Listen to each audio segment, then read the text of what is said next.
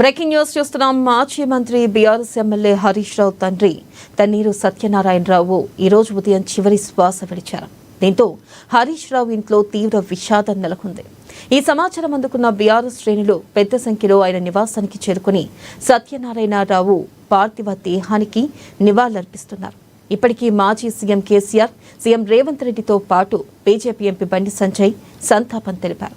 ఇక ఇదిలా ఉంటే హరీష్ రావు తండ్రి మృతికి సంతాపంగా బీఆర్ఎస్ పార్టీ కీలక నిర్ణయం తీసుకుంది. ఈరోజు బీఆర్ఎస్ జూబ్లీహిల్స్ ఎన్నికల ప్రచారం బంద్ చేస్తున్నట్లు ప్రకటించింది.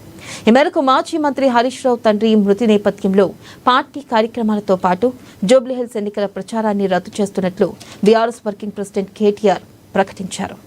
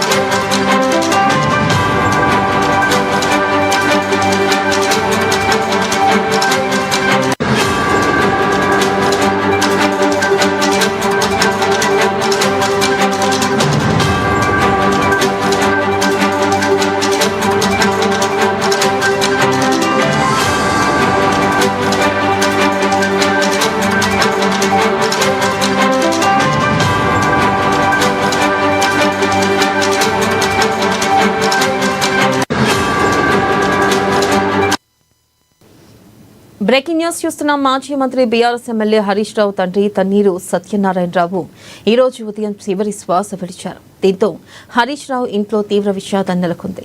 సమాచారం అందుకున్న బీఆర్ఎస్ శ్రేణులు పెద్ద సంఖ్యలో ఆయన నివాసానికి చేరుకుని సత్యనారాయణరావు పార్థివ దేహానికి నివాళులర్పిస్తున్నారు. ఇప్పటికే మాజీ సీఎం కేసీఆర్, సీఎం రేవంత్ రెడ్డితో పాటు బీజేపీ ఎంపీ బండి సంజయ్ సంతాపం తెలిపారు. ఇదిలా ఉంటే హరీష్ రావు తండ్రి మృతికి సంతాపంగా బీఆర్ఎస్ పార్టీ కీలక నిర్ణయం తీసుకుంది. ఈ రోజు బీఆర్ఎస్ జూబ్లీహిల్స్ ఎన్నికల ప్రచారం బంద్ చేస్తున్నట్లు ప్రకటించింది.